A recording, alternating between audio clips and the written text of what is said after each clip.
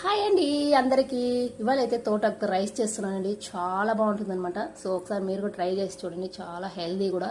అలాగే ఓట్స్ కూడా ఇటు చూడండి, మార్నింగ్ టైంలో ఓట్స్ తింటే చాలా మంచిది అనమాట. హెల్దీ అనమాట. కొంచెం కొంతమంది టిఫిన్ తినని వాళ్ళు కూడా ఇలా ఓట్స్తో తేనె వేసుకొని డ్రై ఫ్రూట్స్ వేసుకొని పాలతో ఇలా తిన్నామంటే చాలా బాగుంటుందండి.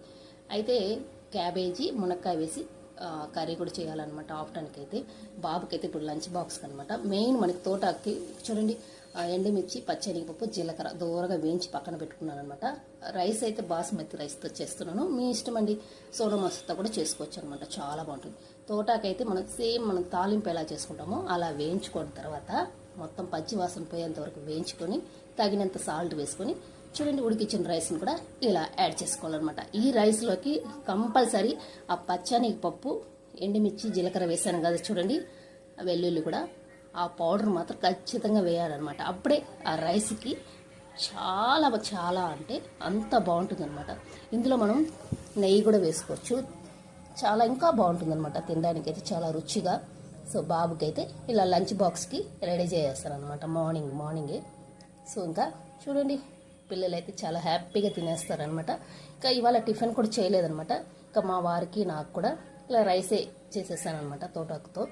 తోటాకు అయినా సరే, ఏ ఆకైనా సరే అండి, ఇలా చేసుకుని తింటే చాలా బాగుంటుంది. లంచ్ బాక్స్కి అయితే రెడీ అయిపోయింది. ఇంకా ఆఫ్టర్ మాకు లంచ్కి అయితే క్యాబేజీ ఫ్రై, మునక్కాయ అయితే టమాటా కర్రీ లాగా చేస్తానమాట. సింపుల్ రెసిపీ అండి. అయితే టేస్ట్ అండి సూపర్ అనమాట. మీరు కూడా ట్రై చేస్తారు కదండి. చూడండి, మునక్కాయలు కూడా ఇలా కారపులుసు లాగా చేస్తున్నాను అనమాట. కొంచెం టమాటాలు ఎక్కువ వేసి చేస్తాను. ఇందులో చింతపండు అంతా వేయను అనమాట. చూడండి, క్యాబేజీ కూడా ఇంకా తగినంత కారం వేసుకొని క్యాబేజీ కూడా మొత్తం పచ్చివాసన పోయేంత వరకు వేయించుకొని ఫ్రై చేసుకుంటూ ఉన్నాను అనమాట. ఆయిల్లోనే మొత్తం అయిపోయిందండి వంటలు అయితే. చూడండి, ఇలా బౌల్లోకి అయితే మార్చుకున్నాను అనమాట. ఇంకా మునక్కాయ కర్రీ ఎలా వచ్చింది చూడండి, క్యాబేజీ కూడా ఇలా వచ్చిందనమాట. చూస్తుంటే నోరు ఊరిపోతుంది కదా. సో రైస్ అయితే ఇలా వచ్చిందనమాట.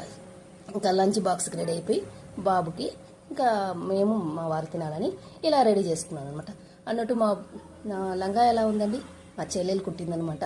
సూపర్ కదా. సో అదనమాట అండి. ఇవాళ అయితే మా చెల్లెలు అయితే చాలా హ్యాపీగా ఉందనమాట. ఇలా లంగా ఓని కుట్టిందానికి.